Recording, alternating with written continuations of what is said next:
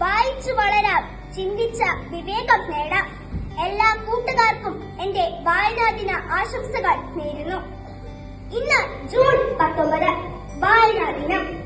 കേരള സർക്കാർ എല്ലാ വർഷവും ജൂൺ 19 വായനാ ദിനമായി ആചരിക്കുന്നു.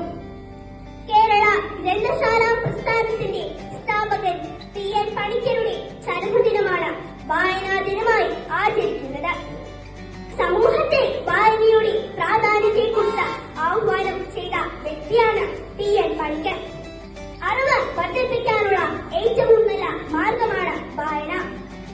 ഒരു വ്യക്തിയുടെ സമഗ്ര വളർച്ചയ്ക്ക് പിന്നിൽ വായന വഹിക്കുന്ന പങ്ക് വളരെ വലുതാണ്. വായനയിൽ നിന്ന് ലഭിക്കുന്ന അറിവും അനുഭവവും ജീവിത വിജയത്തിന് ഉപകരിക്കുന്നു. ഓരോ പുസ്തകവും അറിവിന്റെ അത്ഭുത ലോകമാണ്. ആ ലോകത്തേക്ക് എത്തിച്ചേരാനുള്ള വഴിയാണ് വായന. ലോകത്തിന്റെ വെളിച്ചമാണ് പുസ്തകങ്ങൾ. ആ വെളിച്ചം കണ്ടുവേണം കുട്ടികൾ വളരുവാൻ. വായന എന്നു കേട്ടാൽ ആദ്യം മനസ്സിലേക്ക് വരുന്നത് കുഞ്ഞുണ്ണി മാഷിന്റെ വാക്കുകളാണ്. വായിച്ചാലും വളരും, വായിച്ചില്ലെങ്കിലും വളരും. വായിച്ചു വളർന്നാൽ വിളയും, വായിക്കാതെ വളർന്നാൽ വളയും.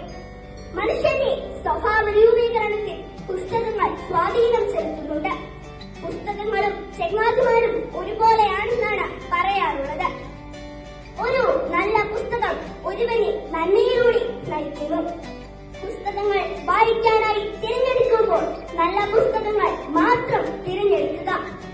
വായനയ്ക്ക് പ്രായമില്ല, മരണമില്ല. വായന നമ്മുടെ ചിന്തകളെയും അഭിരുചികളെയും സ്വപ്നങ്ങളെയും സ്വാധീനിക്കുന്നു. കുട്ടികളിൽ വായന ഭാഷാ നൈപുണ്യം വികസിക്കാനും നർമ്മബോധവും ചിന്തയും പൗരബോധവും ഉത്തരവാദിത്തവും കടമയും കുട്ടികളിൽ ഉണ്ടാകുവാൻ വായനയിലൂടെ സാധിക്കും. ചൊട്ടയിലെ ശീലം ചുടല വരെ എന്ന് പറയുന്നത് പോലെ കുഞ്ഞുനാൾ മുതൽ കുട്ടികളിൽ വായന വളർത്തി തുടങ്ങിയാൽ വലുതാകുമ്പോൾ അതൊരു ശീലമായി അവർക്കൊപ്പം വളരും. അറിവ് മാത്രമല്ല, തിരിച്ചറിവ് കൂടി നൽകുന്നതാണ് വായന.